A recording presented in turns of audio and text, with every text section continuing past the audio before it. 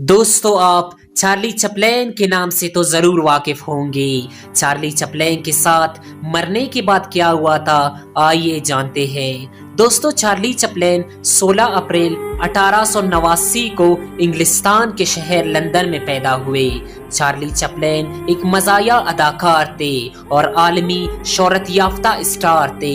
इनके सेहत के आखिरी दिनों में इनके फिल्म की तकमील हुई और 1960 की दिहाई के आखिर में उनकी सेहत खराब होने लगी।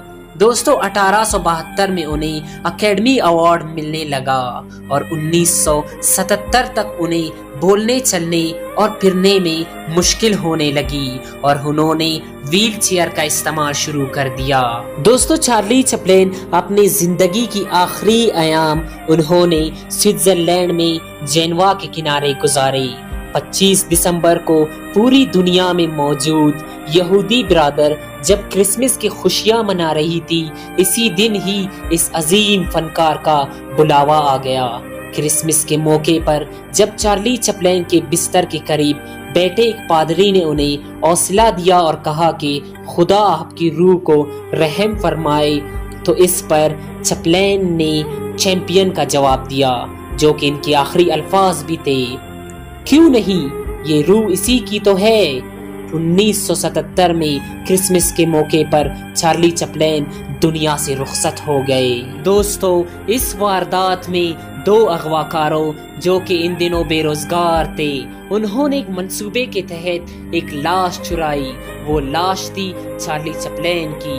दोस्तों, अगवाकारों ने चार्ली चैपलिन के खानदान से नाजायज तौर पर रकम हथियाने के लिए लाश चुराई थी, जो कि वापस करने में उन्होंने 6 लाख सस्त फराम किए थे।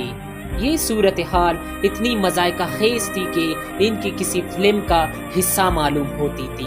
बहरहाल पुलिस का मुसलसल कोशिश से ये साजिश नाकाम हो गई।